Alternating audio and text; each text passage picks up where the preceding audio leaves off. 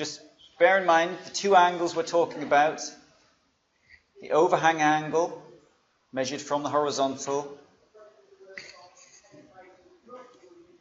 and the vertical shading angle measured in horizontal plane. Let's go back into Climate Consultant.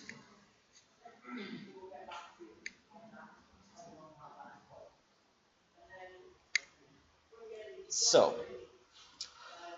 I've switched on this display shading calculator.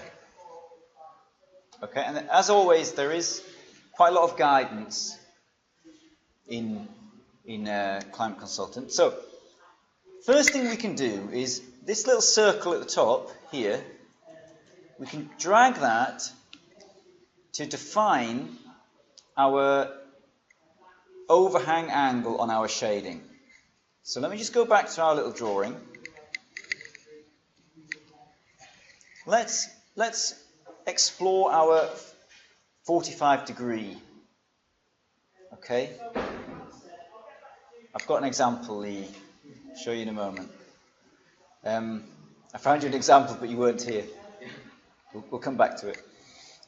So we'll use this 45 degree angle to test our design. And just while we're here, we'll also, excuse me, we'll use this design where we have a 60 degree fin angle on one side and a 45 degree angle on the other side of the window. So let's go back in and put that in. So you need to grab that circle again, and for the overhang, I'm going to drag that down to 45 degrees. Now, what it's showing us is, now anything in grey will be overshadowed. So for that time of the year, any of those dots, any of those periods, that window will be in shade. Okay. Now let's go and drag our east and our west fins. So we want 60 degrees on one side, 45 on the other side. So let's drag that over to 60. And on the west side, let's drag that over to 45. Okay. So we now have the grey areas are now cropped on the sides as well. So it's only the area in white that will be capturing any direct sun. Now, at the moment, we've positioned our window pointing directly south. But we can change that very simply by just dragging the whole window arrangement to a different angle. So I'm going to drag that, let's drag that window to face west. And you can see what we've done now is we're getting shadow, all of these red areas, we're getting shadow. Bear with me.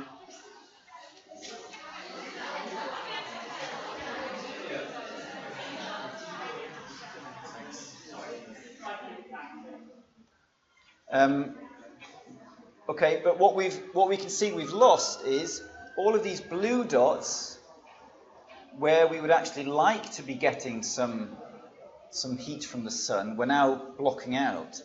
But what we can do is we can very quickly play around with this. So we could try changing the angle of that fin, or we might say, well, early design stages, maybe we should change the orientation of that window to try and capture more of that. Maybe we should play around with the overhang angle. Maybe we should bring it down. Okay? So it's a very sort of quick, intuitive way of playing with a window system and looking at where we should shade or where we should not shade. Now, in the computer software, we can do this on a more site-specific basis. And in the software, because we're modeling adjacent buildings, we can have the shading effects of adjacent buildings as well. This is a little bit more basic than that. There is a facility to input surrounding shading obstructions. To be honest, I probably wouldn't bother with that. I think you'd be better off using the software, the Revit Vasari for that. But what I find this is really useful is you could just immediately look at the impact in a few minutes of changing your shading. So for example, if we put that back to facing south, if we got rid of our projecting shading, we're getting a lot more of these red dots, which we don't want. And that might indicate that you need to drag that back down again. Okay? So again, you need to sit and try this out. It's also very useful when you start comparing it with different climate zones and the sun path is completely different.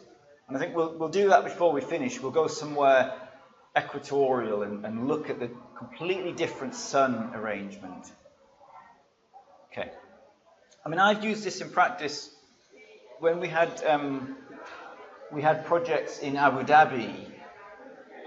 So we were designing projects in Abu Dhabi, but we were based in Sheffield, and we didn't get many site visits. I think that you had 2 days to visit site, so you can't have a first-hand appreciation of the climate. But what we could do is, using Climate Consultant, we could kind of equip ourselves so that we could remotely start to understand. And it's very important that you don't make assumptions, where you're sort of used to where you live, but of course a different climate zone has a completely different sun, different set of temperatures. Okay, moving on. The next one I'm going to skip. Okay, I don't find this one all that useful, so I'm just going to miss this one out. If you want to find out about it, by all means do. Okay, we've got some more graphs.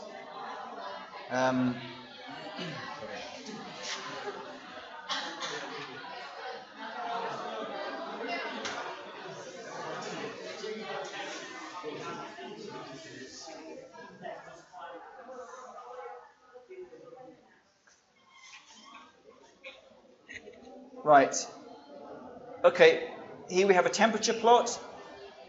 They're using different color codes to plot the temperature across the year throughout the time of the day. You can do it daily. You can do it by month, which is sometimes a bit easier to read actually, just to do it by month. And you can plot all sorts of different parameters. You can choose, and it's just a different way of understanding the climate data. Okay?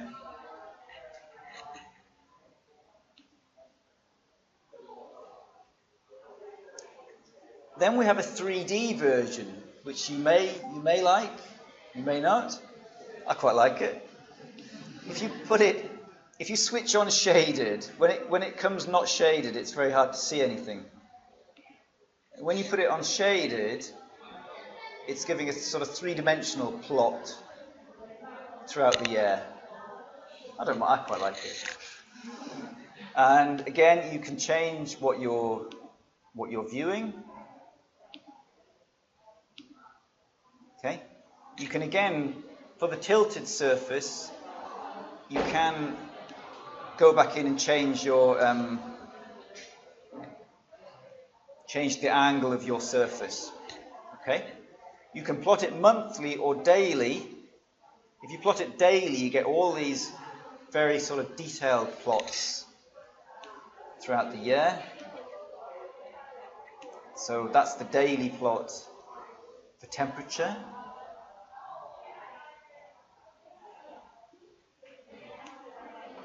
Wind speed, daily plot, or monthly plot. Okay? So have a play with that. Grab these images, use them in your presentations. A lot of the staff here will never have seen them before, so they'll think it's amazing.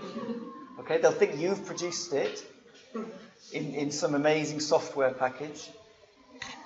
Okay, so feel free. You can always customize these colors. Okay, let's move on. Right, now we go back into something a bit more complex. Right. So, first of all, this is our psychrometric chart that we introduced this morning. This is the chart where we have temperature across the bottom, we've got relative humidity plotting across on these curved lines.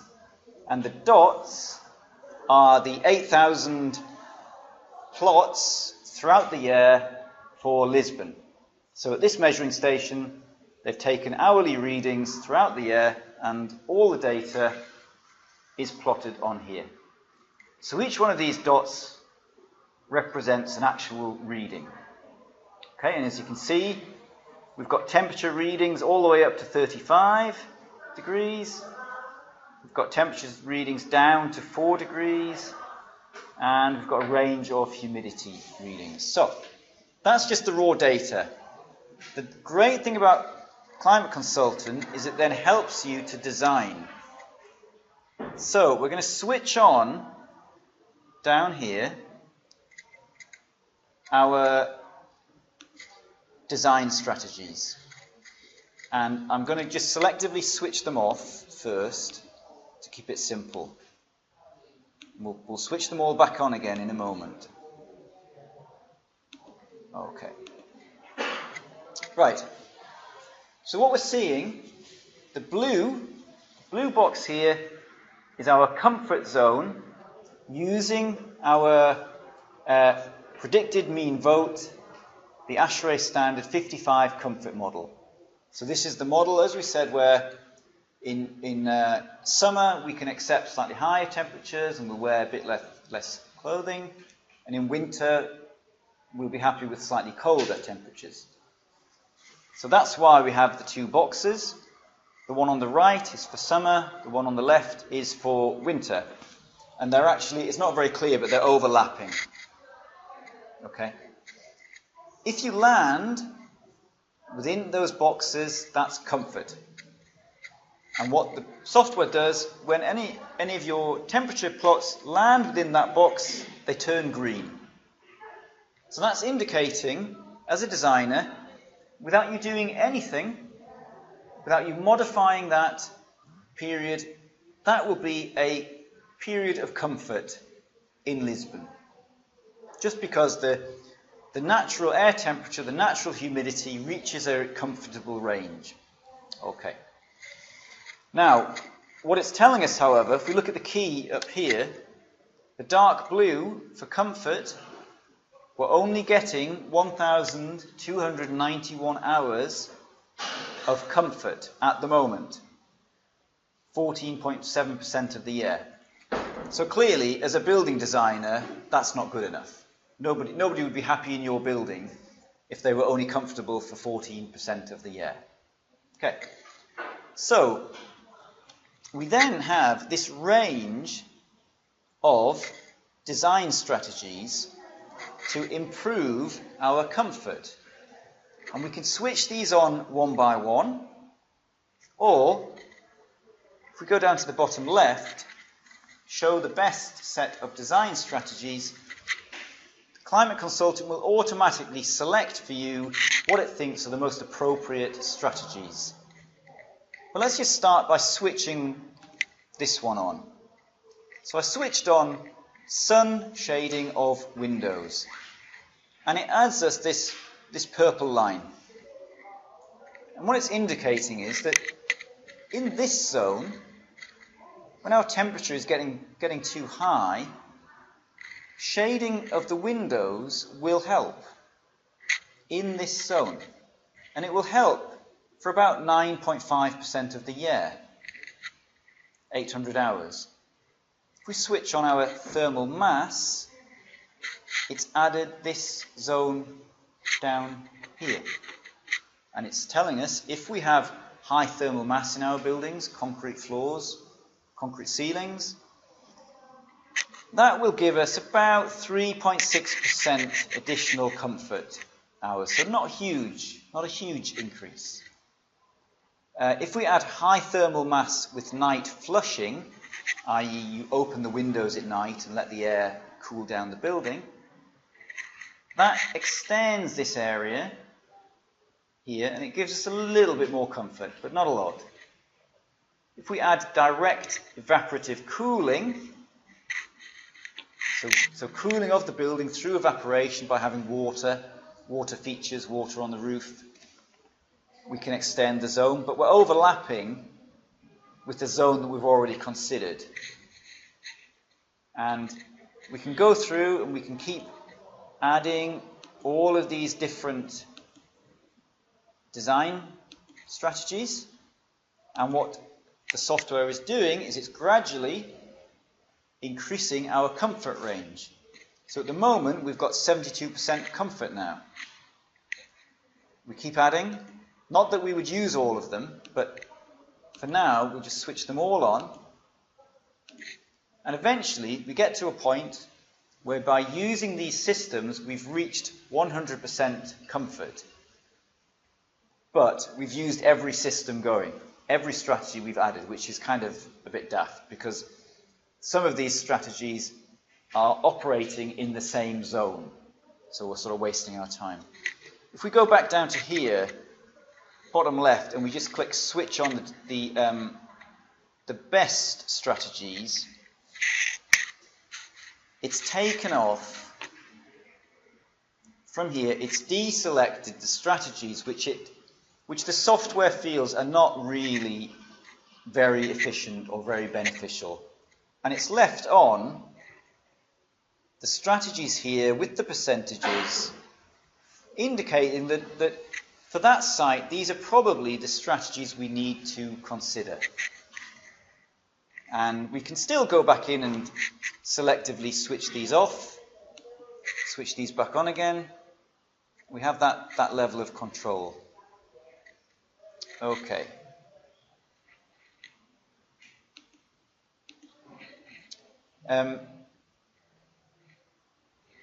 You can then get some, I think it might be under the help. There is some further help. If we put the help files on again. Yeah. There's a lot more guidance in the help about what each of these strategies actually means. Okay. And there are actually it does have some little drawings. How do we get those? Can't quite remember how we activate those now.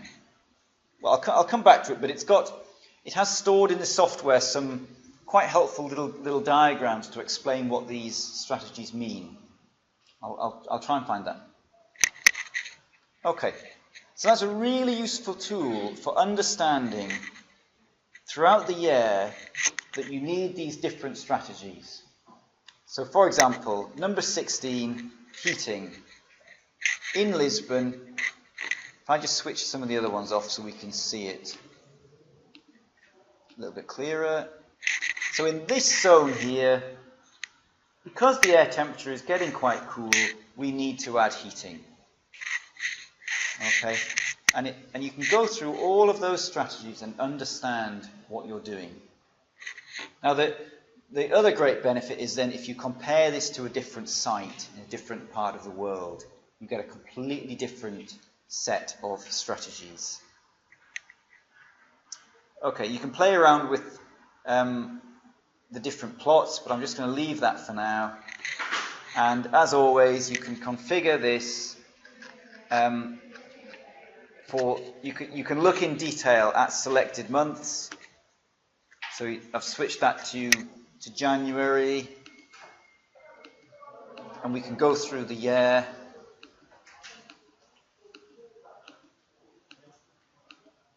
if we wanted to, we could look at the specifics of the year. You can even go into individual hours of the year, but you would not need to do that. Right. Almost finished.